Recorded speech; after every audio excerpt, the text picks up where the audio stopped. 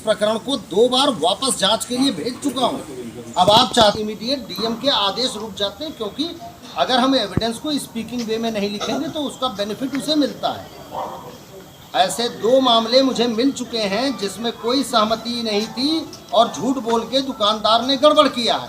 जो बाकी सारे मामले बताते हैं उसके एविडेंस मेरे पास कागज में प्रिंट आउट डेट के साथ निकले हुए हैं। तो कार्रवाई मैं कर रहा हूं। 2 बार कागज भेजने के बाद जो अभी भी मेरे पास कागज है, दोनों लोगों के संयुक्त उसमें जांच में उसमें दस्तखत हैं। मेरा इंस्पेक्टर आज कल पर बीते कल आज और आने वाले कल 3 दिन के लिए छुट्टी पे है। मुझे उससे संस्तुति उसमें लिखवानी है, बस बाकी पूरा होमवर्क हो चुका है। हाँ बिल्कुल जी, बताएं।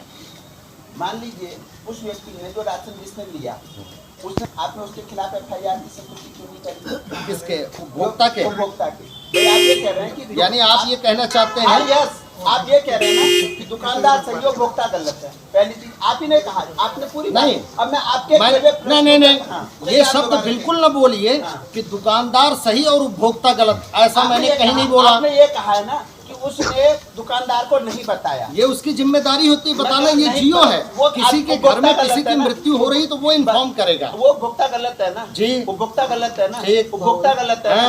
अब आप मुझे बताइए, डिजिटल मेकिंग में क्या उसके अंगूठे नहीं लगते हैं? नहीं, आपने, मैं तो आपकी बात का पूछो, आपने कहा मैं उसकी बात को बिल्कुल सुनिए, अंगूठे लगते हैं।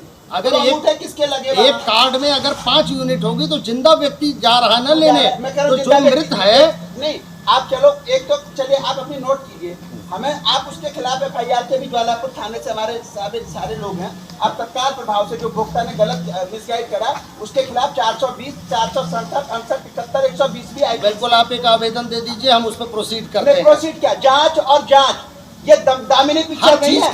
सिर्फ जांच तारीख और तारीख का इलाज एफआईआर नहीं है। नहीं, मैं कह रहा हूँ कुछ, मैंने क्या कहा, आप कानून है, आप कानून है नहीं, तो कानून की प्रक्रियाओं को क्यों बदलने का प्रयास कर रहे हैं? हर चीज में एफआईआर कहाँ लिखी है?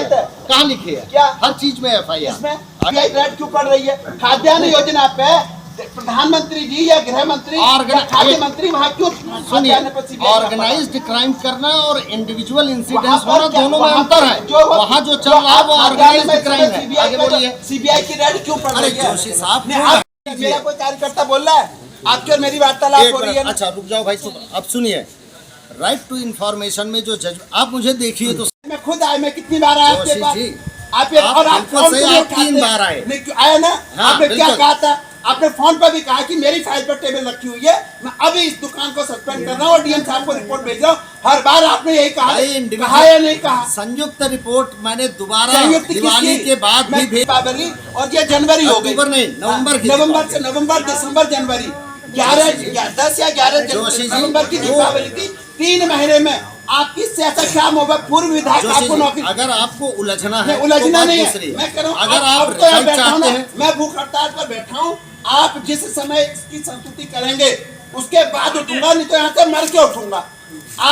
आपकी बिल्कुल आप स्वतंत्र हैं। आप मुझे, मैं सेवा के अधिकार अधिनियम में मैं जानना चाहता हूँ कि 3 दिन में कार्रवाई होनी थी या नहीं होनी थी। और डबल इंजन की सरकार एक तरफ से सेवा के अधिकार अधिनियम में ये पॉइंट है क्यों नहीं? आप पढ़िए ना। नहीं, आप बताओ, आरोप आप लगा रहे हो। हमारे प्रदेश को लूट खा दिया, हमारे उत्तराखंडियों को लूट खा दिया, हमारे हक का अनाज आप दूसरे को दे रहे। मरे को राशन कैसे दे दिया? मैं कह रहा हूँ, मरे को राशन कैसे दे दिया? हमें तो सिर्फ इतना से जवाब के मरे आदमी को राशन कैसे दे दिया? क्या जांच? आपको तो तुरंत एक आदमी मर गया, उसको राशन दिया जा रहा है और लगातार अभी भी जांच कर रही है, जांच हो रही है। मतलब आदमी मर गया, इसकी जांच हो रही है, को मरा जिंदा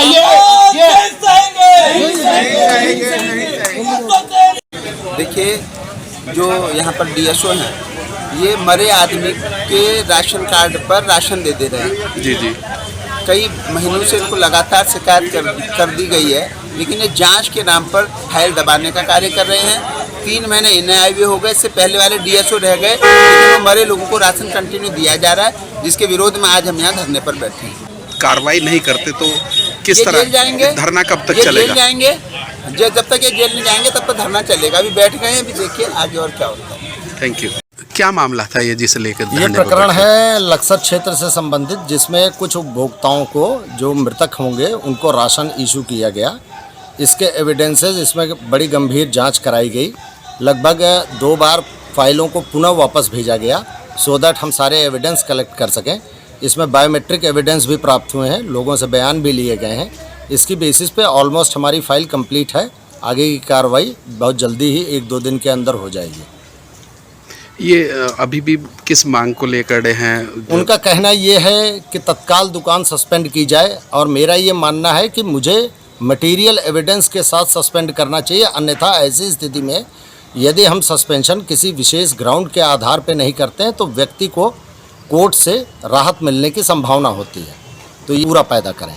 थैंक यू।